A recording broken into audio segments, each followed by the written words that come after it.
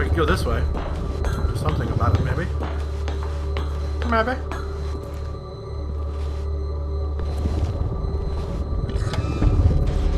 This mind control facility, it was too horrible to believe. It couldn't be true. Had Stanley really been under someone's control all this time? Was this the only reason he was happy with his boring job? That his emotions had been manipulated to accept it blindly? No, he refused to believe it. He couldn't accept it. His own life in someone else's control? Never! It was unthinkable. Private. Wasn't it? Was it even possible? Had he truly spent his entire life utterly blind to the world? But here was the proof. The heart of the operation. Controls labeled with emotions. Happy or sad or content. Walking, eating, working. All of it monitored and commanded from this very place. And as the cold reality of his past began to sink in, Stanley decided that this machinery would never again exert its terrible power over another human life. For he would dismantle the controls once and for all.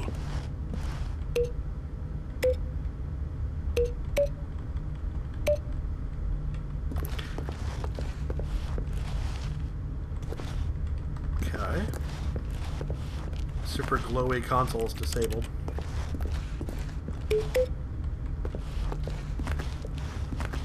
So power seems like a good place to start, I suppose.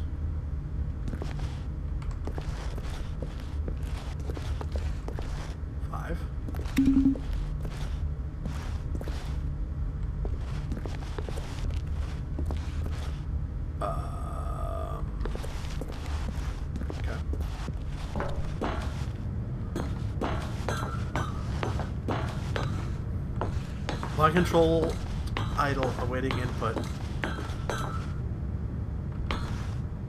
Huh. And when at last he found the source of the room's power, he knew it was his duty, his obligation, to put an end to this horrible place and to everything it stood for. Oh, Stanley, you didn't just activate the controls, did you?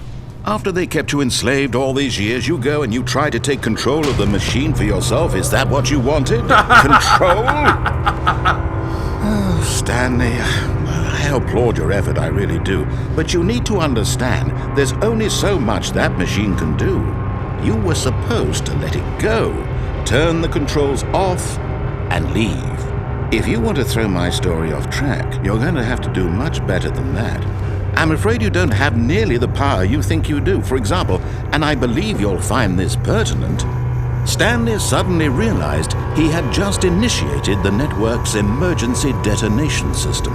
In the event that this machine is activated without proper DNA identification, nuclear detonators are set to explode, eliminating the entire complex. How long until detonation then? Let's say, 2 minutes. Ah, now this is making things a little more fun, isn't it, Stanley? It's your time to shine. You are the star. It's your story now. Shape it to your heart's desires. Oh, this is much better than what I had in mind. What a shame we have so little time left to enjoy it. Mere moments until the bomb goes off. But what precious moments each one of them is. More time to talk about you, about me, where we're going, what all this means. I barely know where to start. What's that? You'd like to know where your co-workers are? A moment of solace before you're obliterated?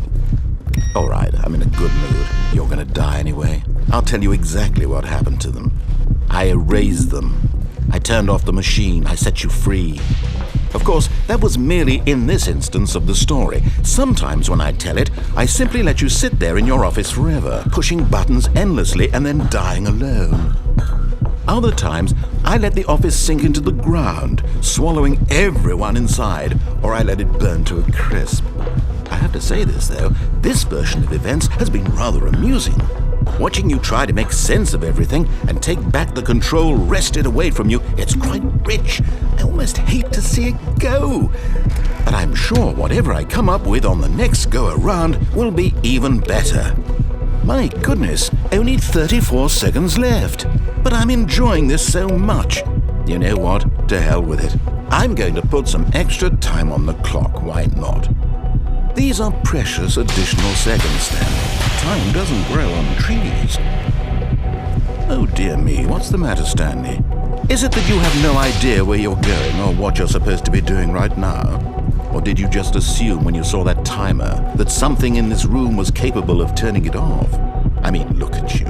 Running from button to button, screen to screen, clicking on every little thing in this room. These numbered buttons, no, these colored ones. Or maybe this big red button, or this door. Everything, anything, something here will save me.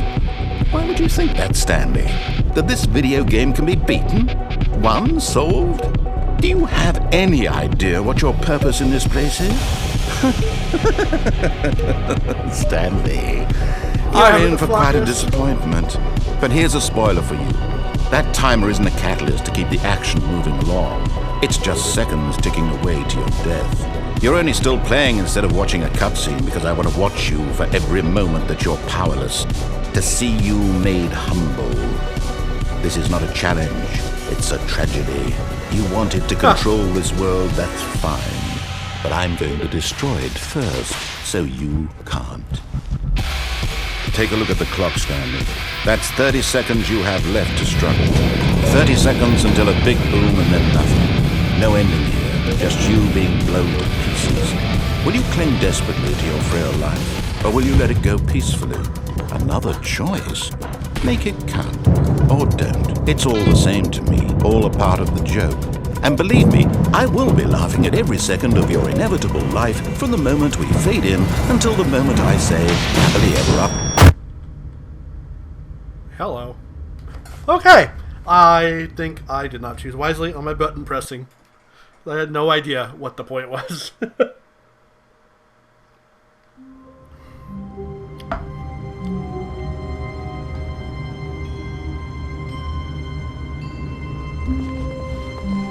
All of his co-workers were gone. What could it mean? Stanley decided to go to the meeting room. Perhaps he had simply missed a memo. Yeah, I missed a memo. So I'm going to go down to the escape thing. When Stanley came to a set of 2 open doors, he entered the door on his left. Excuse me. Let's see where this goes. Yet there was not a single person here either. Feeling a wave of disbelief, Stanley decided to go up to his boss's office, hoping he might find an answer there. Maybe I should go down, just because that's Coming the to a first staircase, Stanley walked upstairs to his boss's office. No, I'm sorry. I didn't do that. It's unfortunate. But Stanley just couldn't do it. He considered the possibility of facing his boss. Admitting he had left his post during work hours, he might be fired for that. And in such a competitive economy, why had he taken that risk? All because he believed everyone had vanished? His boss would think he was crazy. And then something occurred to Stanley. Maybe, he thought to himself, maybe I am crazy. All of my co-workers blinking mysteriously out of existence in a single moment for no reason at all? None of it made any logical sense. And as Stanley pondered this, he began to make other strange observations. For example, why couldn't he see his feet when he looked down? Why did doors close automatically behind him wherever he went? And for that matter, these rooms were starting to look pretty familiar. Were they simply repeating? No, Stanley said to himself, this is all too strange. This can't be real. And at last, he came to the conclusion that had been on the tip of his tongue. He just hadn't found the words for it. I'm dreaming, he yelled. This is all a dream. Oh, what a relief Stanley felt to have finally found an answer, an explanation.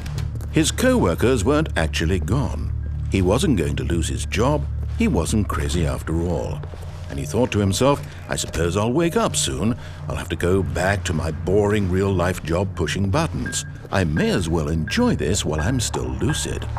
So, he imagined himself flying and began to gently float above the ground.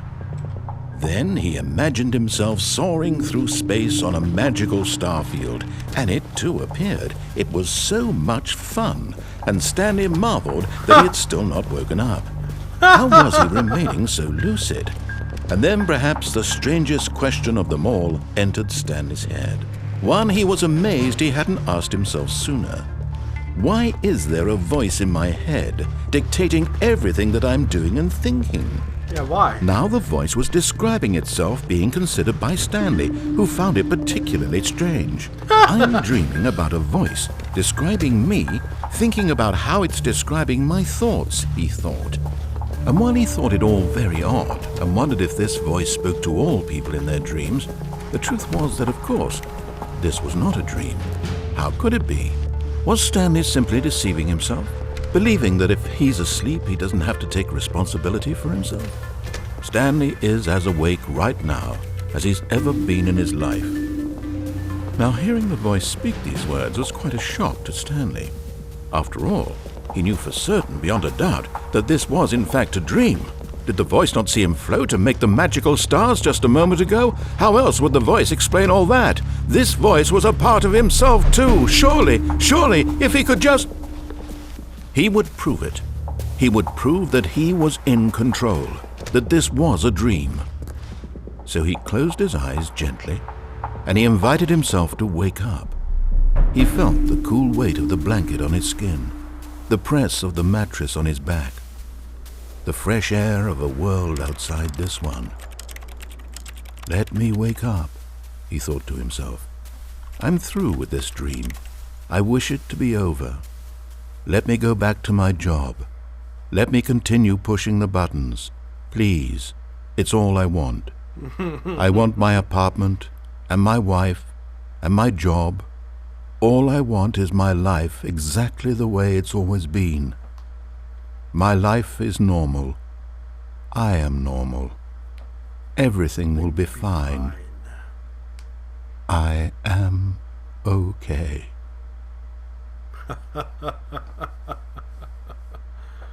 Lol, nope. Stanley began screaming.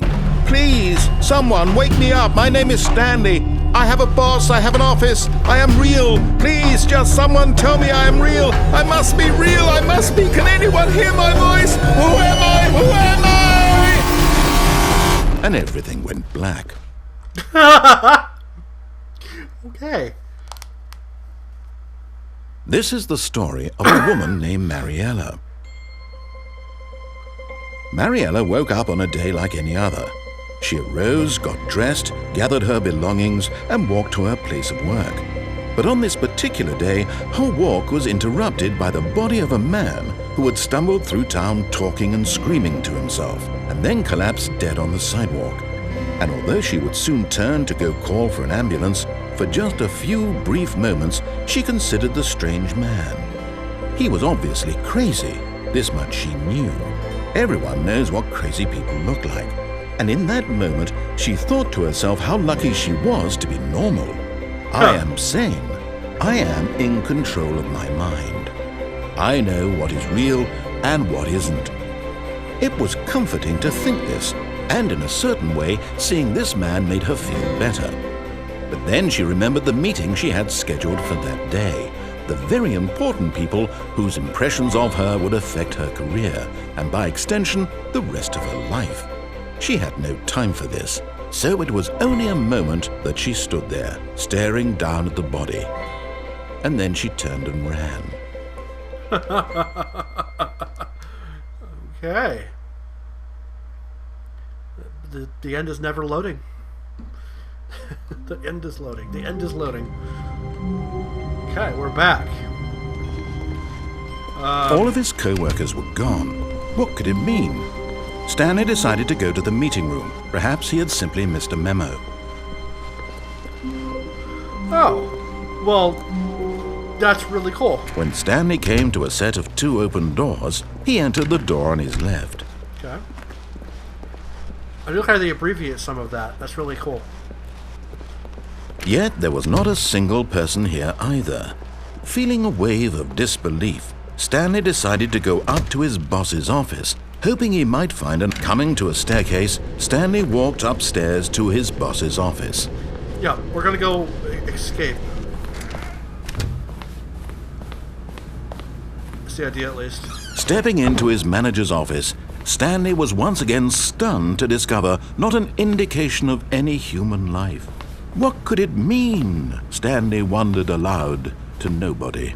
He began wildly tearing through papers on the boss's desk, pulling books off the shelf, looking behind paintings, desperate for clues to his situation.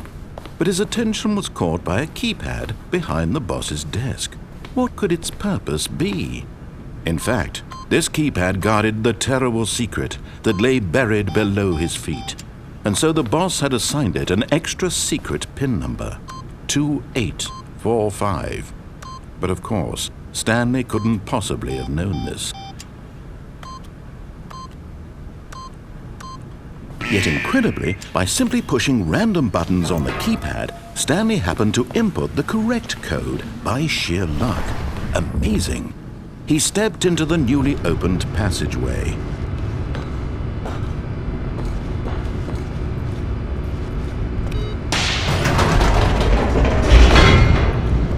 Alright, so, elevator. Loading, loading, loading, loading. The end is loading. There we go.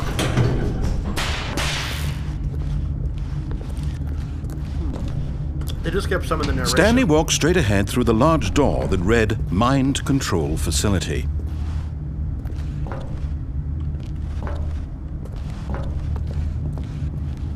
Although this passageway had the word escape written on it, the truth was that at the end of this hall, Stanley would meet his violent death. I believe it.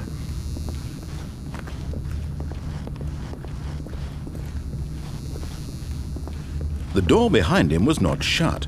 Stanley still had every opportunity to turn around and get back on track.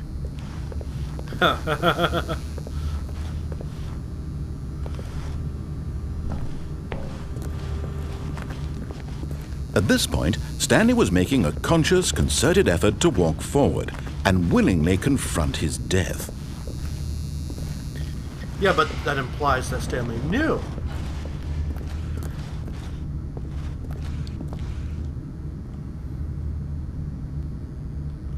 Oh boy.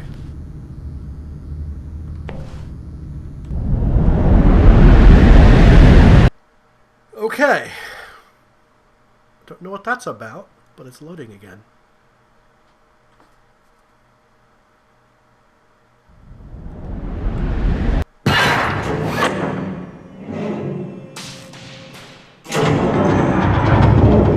As the machine whirred into motion and Stanley was inched closer and closer to his demise, he reflected that his life had been of no consequence whatsoever. Stanley can't see the bigger picture. He doesn't know the real story, trapped forever in his narrow vision of what this world is. Perhaps his death was of no great loss, like plucking the eyeballs from a blind man. So he resigned and willingly accepted this violent end to his brief and shallow life. Farewell, Stanley.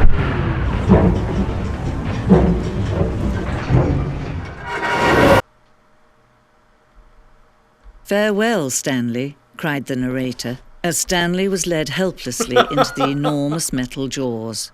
In a single visceral instant, Stanley was obliterated as the machine crushed every bone in his body, killing him instantly.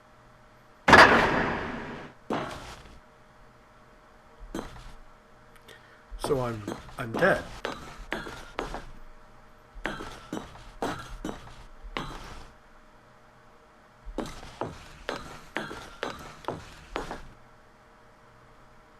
So I'm sort of dead? And yet it would be just a few minutes before Stanley would restart the game, back in his office, as alive as ever. What exactly did the narrator think he was going to accomplish? That is a good question.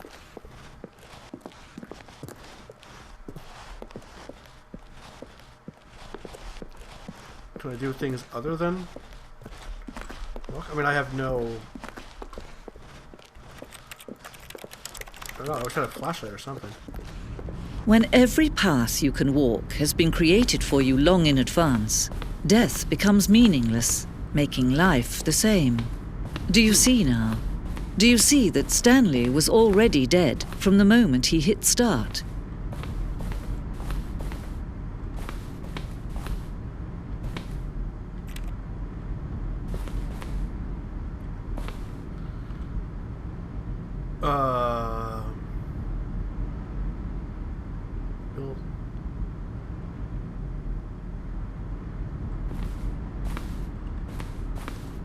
It is an unusual shaped building.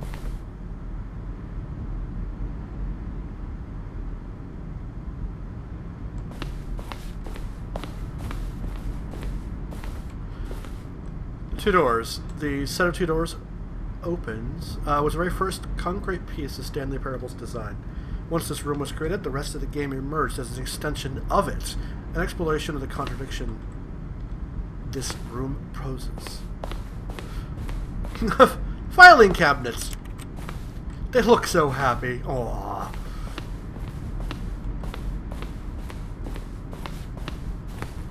Office computers.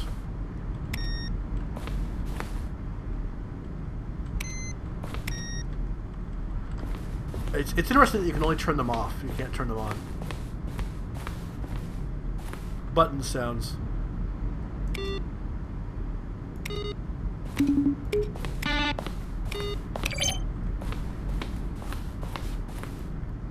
The office.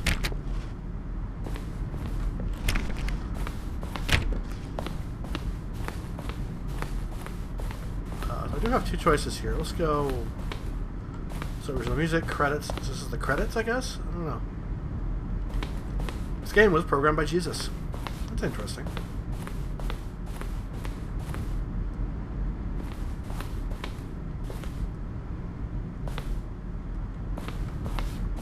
Maintenance room.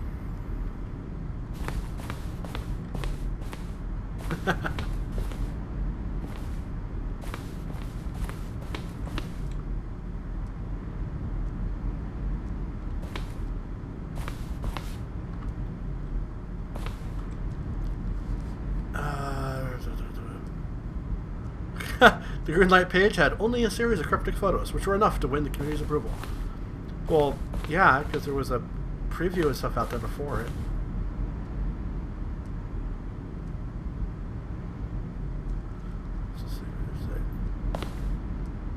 Was that clock there before? I don't remember. How do I go back? Can you check for me?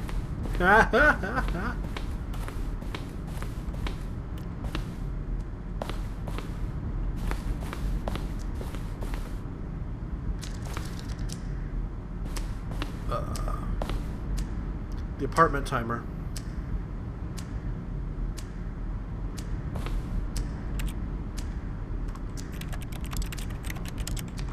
I had no idea.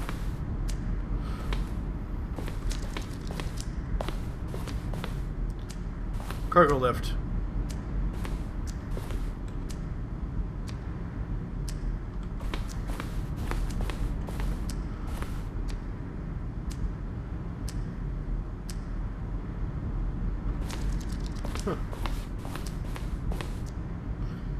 I don't know how to get out of this. I'm like, it's...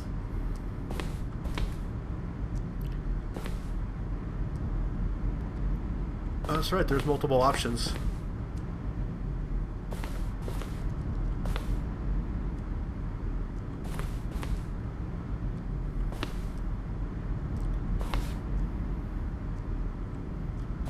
Is there a vent?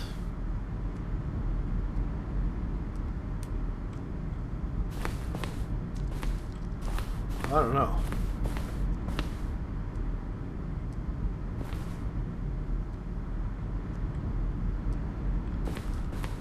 So bright. Alright, well, I'm not entirely sure how to move past this place here.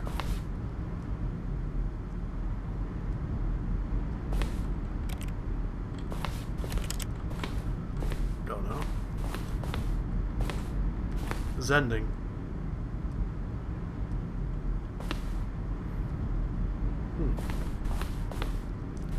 Zending model.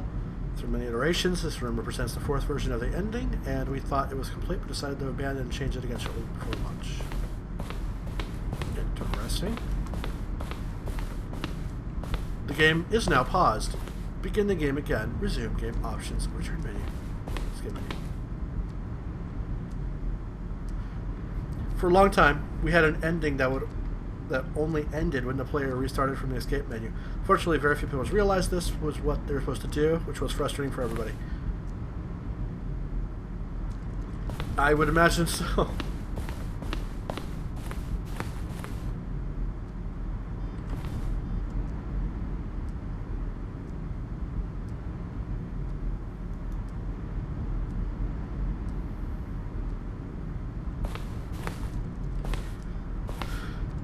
This early version of the countdown room.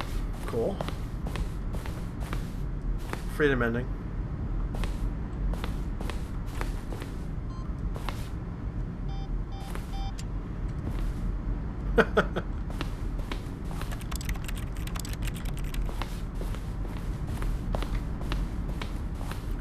Oh, exit. Oh, look at these two. How they wish to destroy one another. How they wish to control one another. How they both wish to be free. Yeah. So on, off. So this is on. And that's off. Can you see? Can you see how much they need one another? No, perhaps not. Sometimes these things cannot be seen.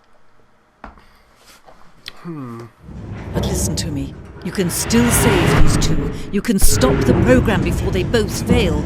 Push escape and press quit. There's no other way to beat this game.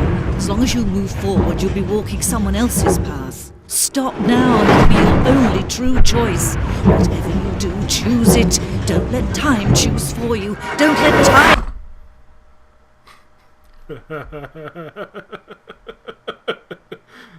All right.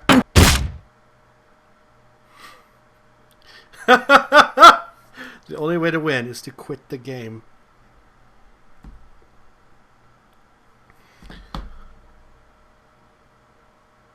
Okay. Well, I'm just sitting here recording blank screen. Do something.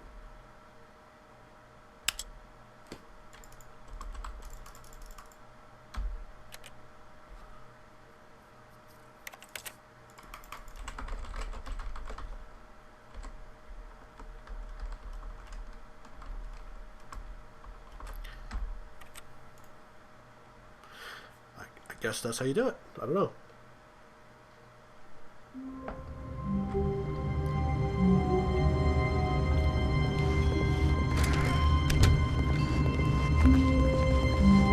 When Stanley came to a set of 2 open doors, this was not the correct way to the meeting room, and Stanley knew it perfectly well. Perhaps he wanted to stop by the employee lounge first, just to admire it. Okay, so I kind of wanted to figure out that confusion ending. I don't know how that works, but... Wow. Yes. This room. What a beautiful room. What a gorgeous, gorgeous room. Thank goodness Stanley had taken this detour on his way to the meeting room. Life without having experience, but eager to get back to business, Stanley took the first open door on his left.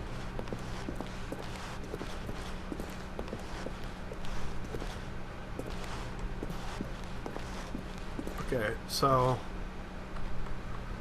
Alright, that's the way to that thing. I kind of wanted to see where that takes you, but let's go this way. And so he detoured through the maintenance section, walked straight ahead to the opposite door, and got back on track. Yep.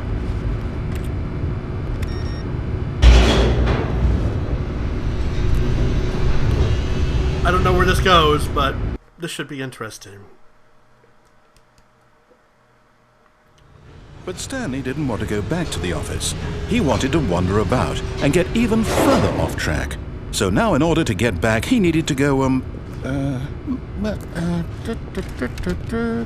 from here it's, left.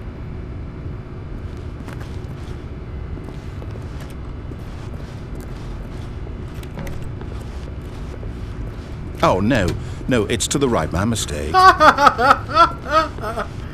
No, not the right. Why would I have ever said it was to the right? What was I thinking? It's clearly... Oh dear, would you hold on for a minute, please? Now, let's see. We went down right, left, down, left, right. Yep, okay, yes. I've got it now. This story is absolutely, definitely this way.